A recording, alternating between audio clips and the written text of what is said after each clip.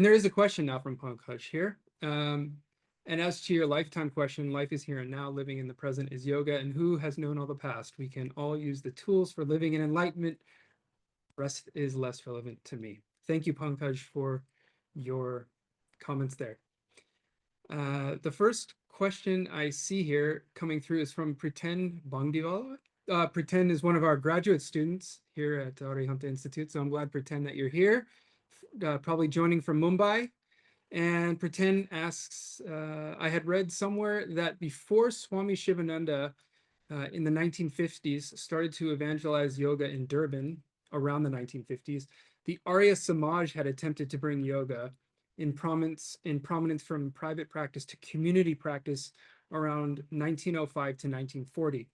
It started with Paramanand promoting yoga as part of Vedic practice when he visited South Africa and stayed with Mahatma Gandhi as a Vedic missionary. Is there some documented proof about it, or is this something you can speak to that you know anything about, Firdose? Yeah, I do. So the Divine Life Society, which has its headquarters in Reservoir Hills in Durban, was started in the early 1900s. I think, I'm not sure of the exact date, but somewhere around 1910 or 11, something like that. And they had links with the Arya Samaj, and they did do a lot of kind of work which linked them to Vedantism. But what they also did, which is I think more notable from my like knowledge, is a lot of work around service and particularly charitable work. So meals and education and helping people to, you know, with housing and that kind of stuff. And today they do a lot of work in communities which are not of Indian heritage. So they do a lot of work with the Black African communities in what we would call the townships or the high density disadvantaged living areas in terms of education and food. So they are still there and they still have those links, and they do predate the Vivekananda influence of the 50s. What they didn't do, which is kind of what the early part of my research was about, was bring asana yoga. So the actual practice of asana classes only came with Joy Stewart and her contemporaries.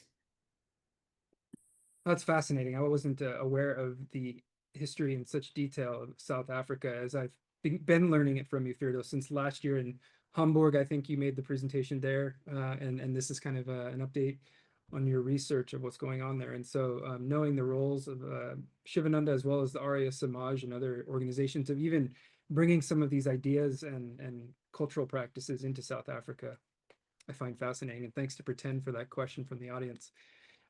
Yes, I do invite anyone in the audience who wants to ask questions to feel free to do so in the Q&A. I do have some things. I was just like scribbling down all these things as you and Ruth were giving your presentations. And so maybe I can start. I'll go back to Ruth just for a moment. And Ruth, thank you for the wonderful presentation as well. What we've been doing in each of these panels is going back to the primary question of the panel, just to kind of give a summary. It's not that there's a simple answer ever to these questions, but can women practice Hatha yoga? And we heard a lot of nuance in your presentation and a lot of theory as well of how to even think about this question. What would you say if you're in a yoga studio teaching yoga teachers? There are many yoga teachers and practitioners in the audience right now. What would you say if they said to you, can women practice Hatha yoga? How might you respond to that based on yours?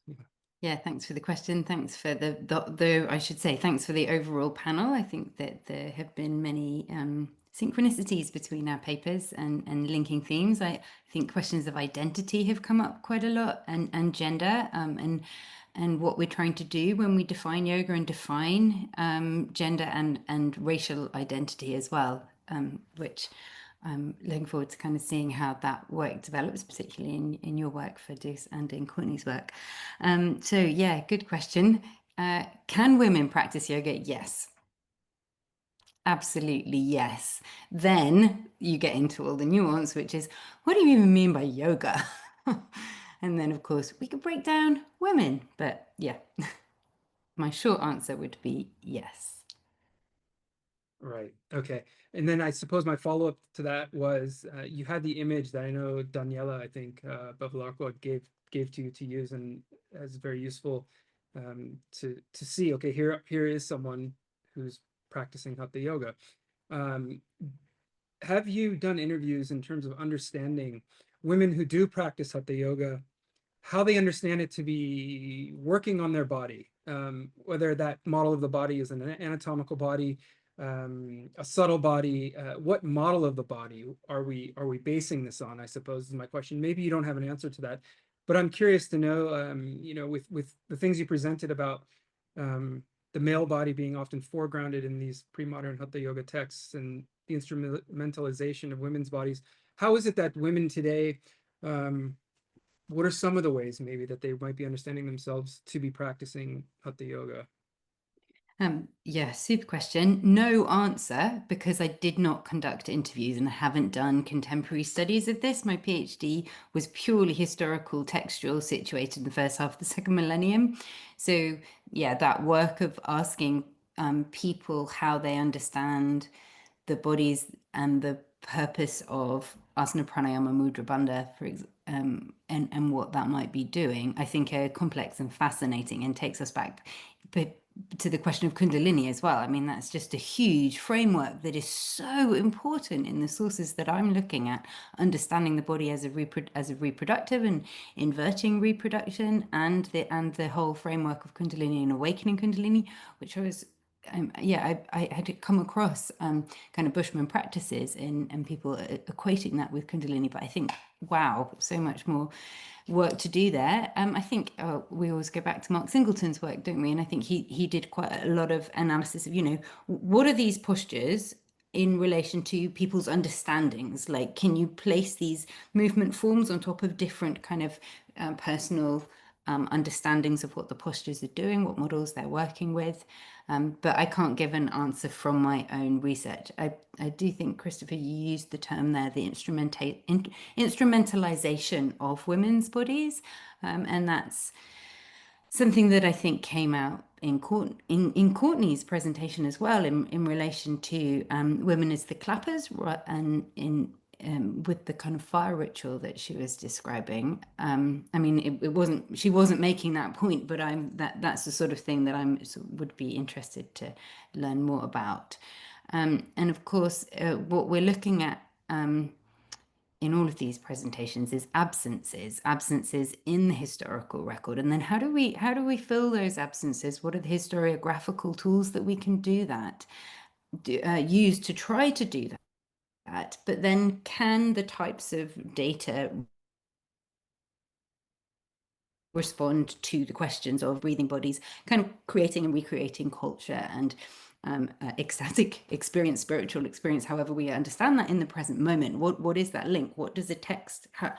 Yeah, and so Blossom Stefanov does work on Christianity and women in the ancient Christian world, and she talks about archival bulges that we have. Sometimes we have this wealth of documentation when we look at the male body, and then we have these absences when we're looking for the female body.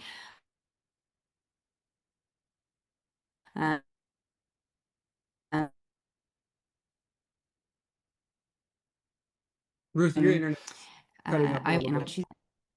Oh, right, sorry. That's okay. Yeah, you might have to sign back in. Yeah, or yeah, it might come back. Let's see. There might be. I'll stop talking. Okay. Do you want me to finish that point? Can you hear me? Or... Yeah, please finish the point. That's perfect. Go ahead. Okay. It was just Aldridge's point where she makes an equation between the male and mass and rationality. So male equals reason and female equals body. And I think we can see so much.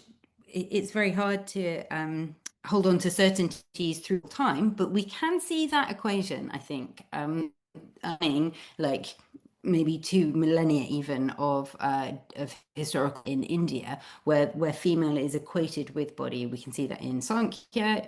So yeah. Yeah, you cut out there at the very end, but I think we get the point that we can see this carrying out over a period of 2,000 years in various texts going into Sankhya and whatnot, and this kind of dualism between what is considered male and female, masculine, feminine, and all these things. And it has real implications for the bodies that practice, right? And who can practice and how they practice. So yeah, I just I find your research really fascinating in this way and trying to uncover this. And I also wonder then, I know some fieldwork has been done in Tantra, for example, of how there are embodied lineages and practices that have been passed down, not necessarily through texts, could be in text, but where women may actually be playing particular roles that may not have been ascribed to them in Hatha Yoga texts. And so there's something too, as I guess we're getting to here, of studying people in practice to see how they understand their body. And so I guess a chapter to be written in the future, right? So thanks for those reflections, Ruth, and I'm glad your internet held up there. Let me pivot quickly and we'll come back, Ruth, and feel free to chime in here at any time. I don't think Amelia was able to get back on, and I'm happy to continue to moderate the conversation. As I was listening, Firdose, to your presentation as well, I noticed that you mentioned Susanna Barkataki, and she had written, or maybe it was on your slide, something about teaching authentic yoga. What is authentic yoga? And I guess my question is and if she's teaching in South Africa, who is her audience? And who, in terms of gender, nationalism, class, like someone who claims authenticity, who is their audience? Who are they teaching to? Like, who would be hearing that message, right? Is it the indigenous women who are hearing that message? Or is it a particular part of the Indian diaspora that's hearing that message? I'm curious who that appeals to. I think just from what I've seen, especially on the yoga teacher trainings that I've taught on, it's a message that's being heard by people who are very interested in doing yoga as more than just exercise. And so it's still a very largely female demographic. I don't think there are many men that come to our yoga teacher trainings. Of my sample sizes, I think I've taught over 400 students on yoga teacher trainings, and probably 40 would have been men, if that. But from a class perspective, we're definitely, I think that's the next dividing line in South Africa.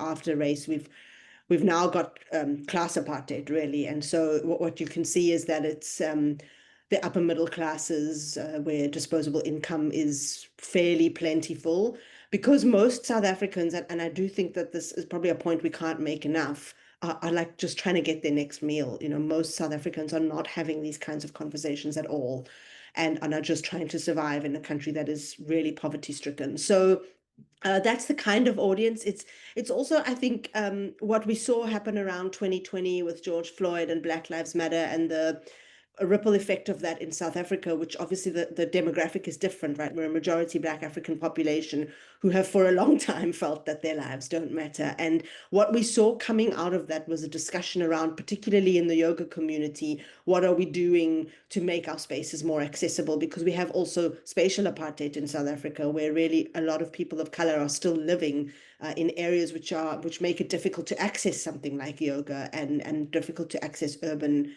environments and that kind of thing. So it's talking to the people who are interested in that, and the people who are pushing back against a white hegemony on culture, which I think we see happening more and more in South Africa, whether it's yoga, whether it's music, whether it's fashion. There's a big pushback against white hegemony, and a big reclamation of what the other cultures, I mean, they're not minority cultures, but I suppose minority in terms of how seriously they get taken, are trying to reclaim. But I also find a lot of people get quite, she's been problematized, someone like a Susanna Bakataki, in our environments because of the essentializing of the narrative, where she just comes out saying yoga is social justice. You can't be an authentic yoga teacher if you don't support Gaza, or something like that. And people are quite, they want to have more discussion around it. And I mean, South Africa is largely a pro-Palestinian society in any event, so that's another conversation. But it's very much a case of like, what is she saying to everybody else who doesn't believe that yoga is social justice, or doesn't believe that you need to embody the roots or speak Sanskrit, or whatever the case might be. And I think that debate and discussion in a country like ours, where the race wounds are raw and we're not afraid to talk about them, and we're not afraid to offend each other, has made for some very interesting conversation in the last 5 years. Yeah, I've only followed it a bit on, you know, Facebook and Instagram and TikTok and seen some of the discourse going back and forth, and I always wondered who this Susanna Barkataki in particular, but others who make these kind of arguments, who they were speaking to, right? And so it's helpful to know. I mean, so it sounds like there's a racial dimension to it, there's a class dimension to it, to that kind of discourse, and who's hearing it, who's engaging in it. So in South Africa in particular, and I think this shows really the importance in yoga studies to do the kind of work that you're doing, in terms of ethnographic work and actually being on the field, in the field and doing things. I know Ruth is doing work, she mentioned at the very end of her presentation. And Ruth, I'm sure that our audience would be interested to hear about that in particular, right? Because I know you are doing some field work. It may not be exactly related to this topic, but it is related, right? Do you want to say a little bit about that work that you're doing in terms of stuff you've done in the field, or is it too premature to share? Or maybe the project? And I think you're muted. Sorry, going between screens, I couldn't unmute. Yeah, thank you. And I'm still thinking about your earlier question about models of the body and what would you say to female practitioners? Anyway, but yeah, so my new research project is participant interviews, and I've already started that process, and I have a call for the papers out. Yeah, I'm doing a postdoc at the Oxford Centre for Hindu Studies, which is looking at, and I'm largely looking at kind of conceptions of the body in ritual practice, and specifically around menstruation. So I'm trying to take these unanswered questions from my PhD thesis, which was around how the reproductive body is understood within ritual practice, and the Jain textual corpus, and it is so rich and so long. The discussion of female bodies and how that relates to liberation has been debated and analysed for 2,000 years with so yeah, really rich textual tradition. And I'm putting that into conversation with participant interviews to see what people understand by these practices and injunctions and conceptualizations of the body in lived religiosity. So that's the other way, is to take this question of menstruation into new religious movements. And I'm an associate with InBase at King's College London. I haven't put the call for papers out for that one yet, but it's all ethics approved and ready to go. I just need so that's asking practitioners in contemporary religious or spiritual practices, sort of taking yoga and tantra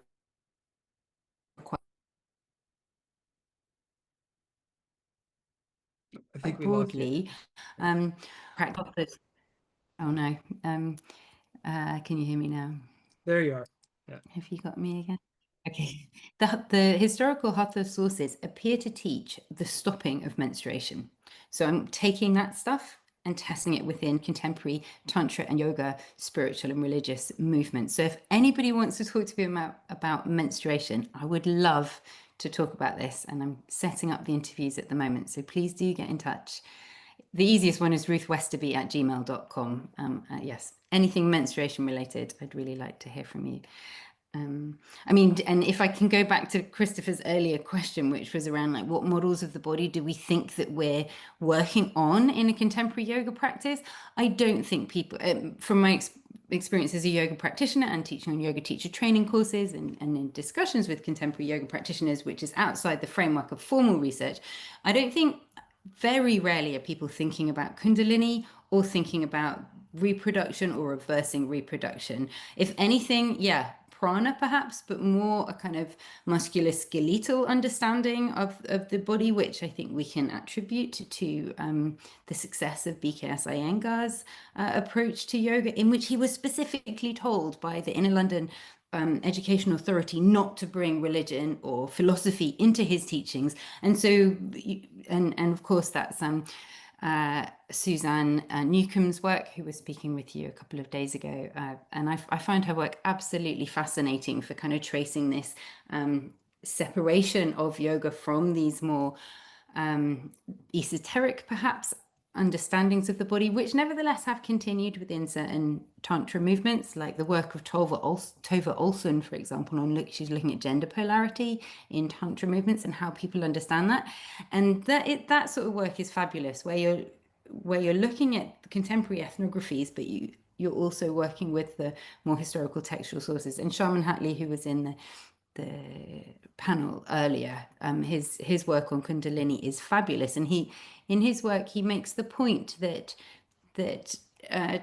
historians, textualists, haven't really taken up the challenge of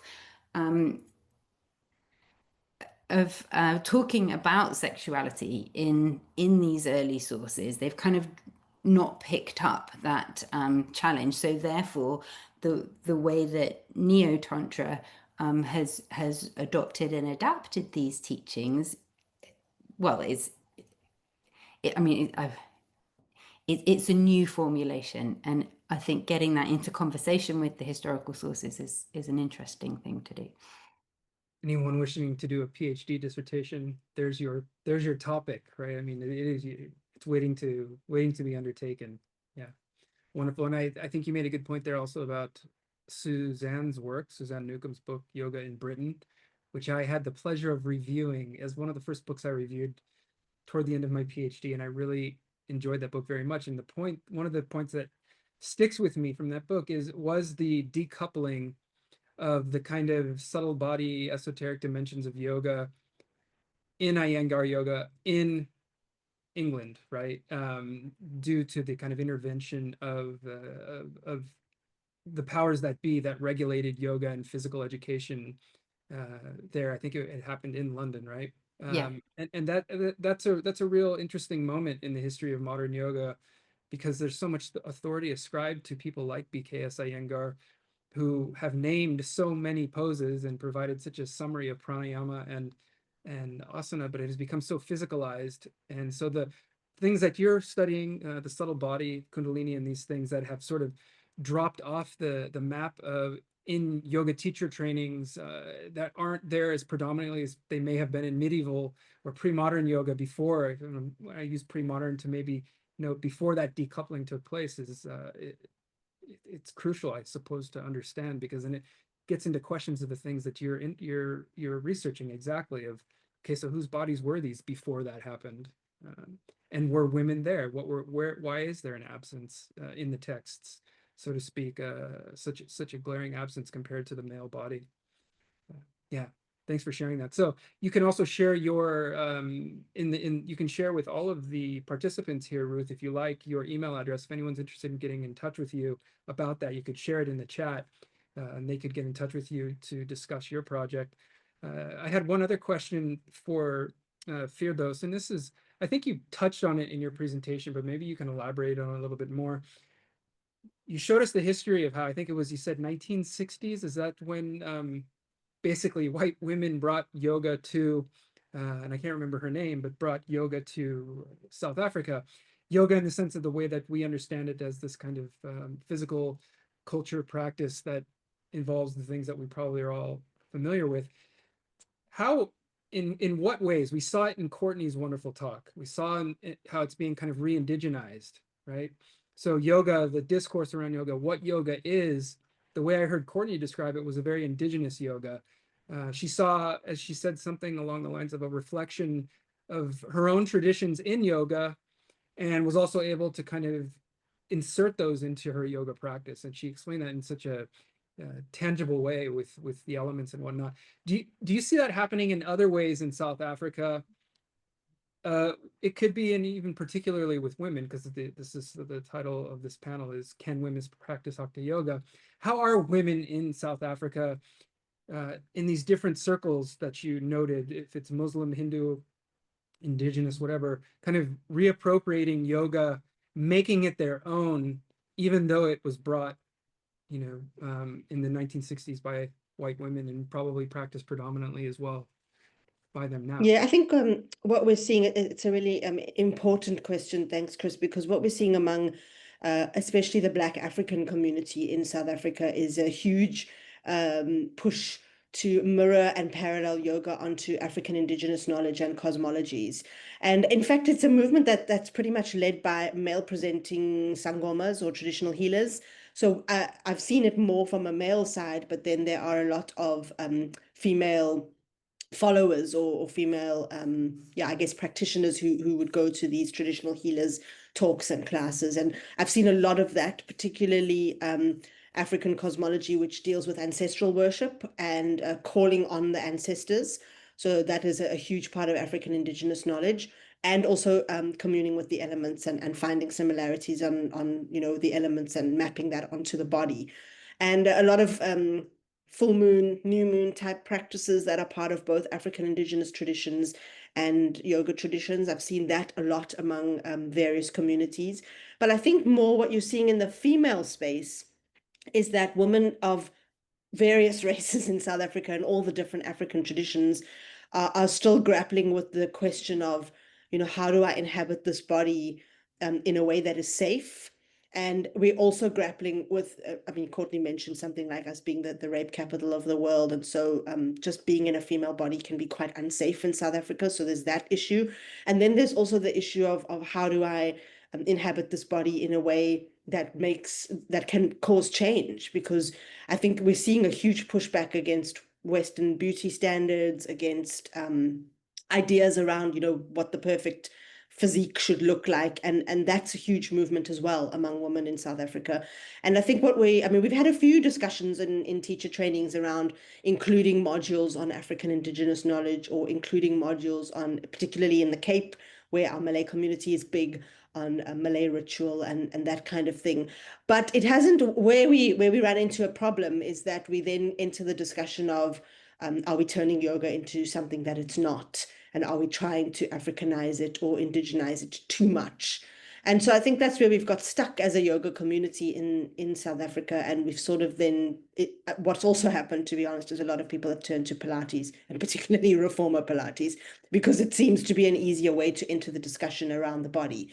So I think we're a bit stuck at the moment on how we mirror these things onto each other. And everybody seems to be waiting for somebody else to kind of take the lead and say, this is the way we're going to do it, that it's uniquely us. It's also hard to represent one us, because we are such a diverse country with so many different communities who all have their own belief systems and strong belief systems. It's a very interesting space to be in at the moment.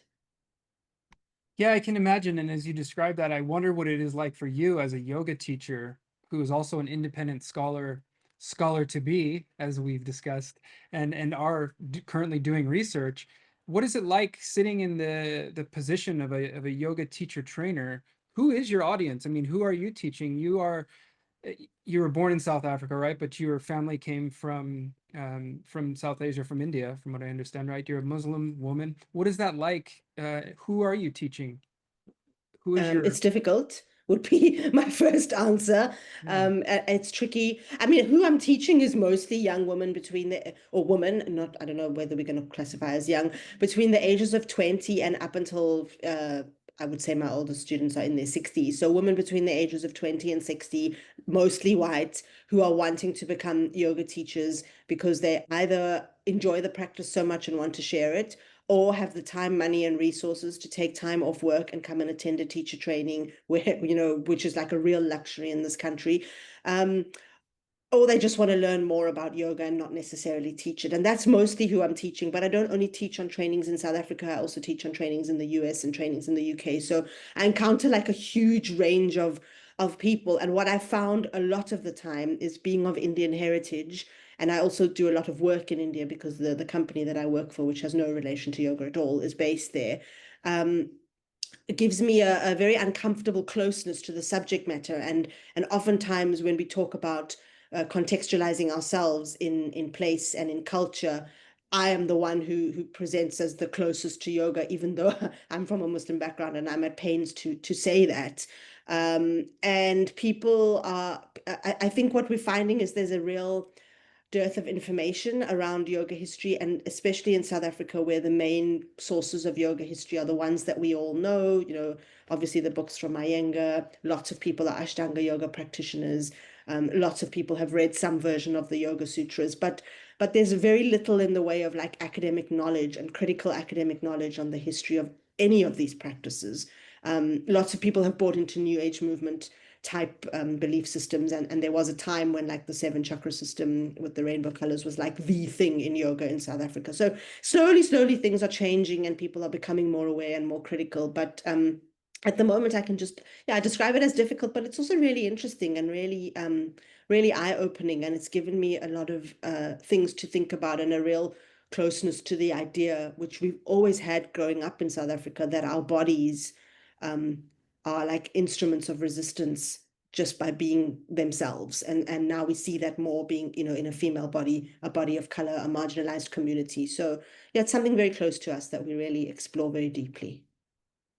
Yeah, thank you for sharing that. I know it's a very personal question, and I can feel that it feels like a reclaiming of agency from what I'm hearing, just the yoga practice alone, for you and for those who you teach there. And we are coming to an end here of this panel to go to the next one. I want to thank you all. Amelia, I'm sorry your internet didn't work, but I was happy to be the guy who would come in and chair the panel on Can Women Practice Hatha Yoga. I hope I didn't colonize or go ask any questions that were inappropriate, but I enjoyed the conversation very much, and I learned a lot from both of you listening to you here, and really looking forward to seeing both of your projects, which I'm aware of both. Ruth just shared the call for papers, participation, excuse me, for Jainism and menstruation. And I know you, Firdose, are working on this incredible project on yoga in South Africa, and will continue to do so. And I'm really looking forward to supporting your work as well. So thank you both very much. Getting a lot of love I see here from the audience. Pretend said excellent presentation session, and we really appreciate it.